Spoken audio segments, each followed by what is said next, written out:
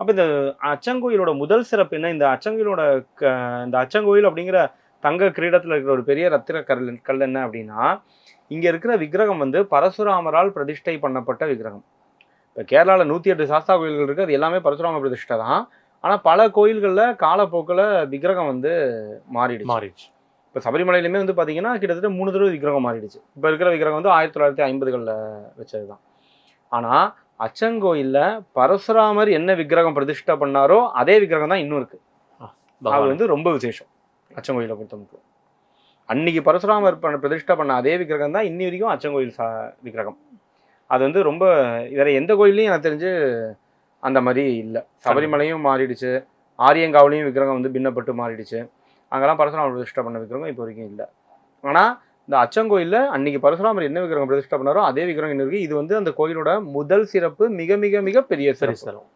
ஏன்னா அதோட தரிசனம் கிடைக்கிறதே நமக்கு வந்து பெரிய விஷயம், பாக்கியம்.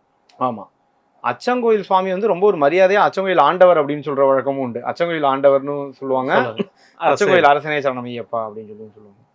இப்போ அந்த அச்சங்கோயில் அப்படிங்கிறது சுவாமி வந்து கிரகஸ்தாசிரமத்தில் இருக்கக்கூடிய ஒரு கோயில். பூரணாபுஷ்கலா சமேதனா இருக்கார் சுவாமி அங்கே.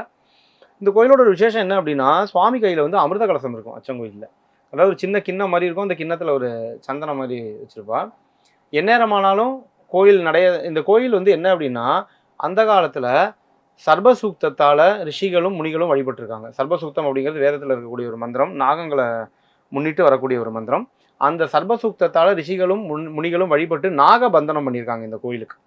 இப்போ இந்த கோயிலோட ஒரு விசேஷம் என்ன அப்படின்னா, இன்னி வரைக்கும் இங்கே நடக்கக்கூடிய ஒரு மிகப்பெரிய ஆச்சரியம், யாருக்காவது இந்த கோயிலில் பாம்பு கடிச்சது அப்படின்னா, இந்த கோயிலை சுற்றி இருக்கிறவங்க, இந்த அச்சங்கோயிலை சுற்றி தான் ஒரு சின்ன கிராமம் இருக்குமா.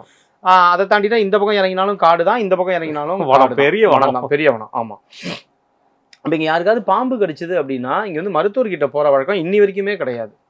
பாம்பு கடி வந்தது அப்படின்னா எந்த நேரமாக இருந்தாலும், நடுநிசியாக இருந்தாலும், இமீடியட்டாக அந்த கோயிலோட மேல் சாந்தி வந்து கோயிலை திறந்து சுவாமி கையில் இருக்கிற சந்தனத்தை அவங்களுக்கு கொடுத்து அந்த சங்கு தீர்த்தத்தை பிரசாதமாக கொடுப்பார். இப்படியே ஒரு 3 நாட்களோ இல்லை 6 நாட்களோ அந்த தீர்த்த பிரசாதத்தை நீங்கள் எடுத்துகிட்டு வந்தீங்கன்னா அந்த பாம்பு கடி விஷத்தன்மை அதுவாகவே இறங்கி சரியாயிடும்.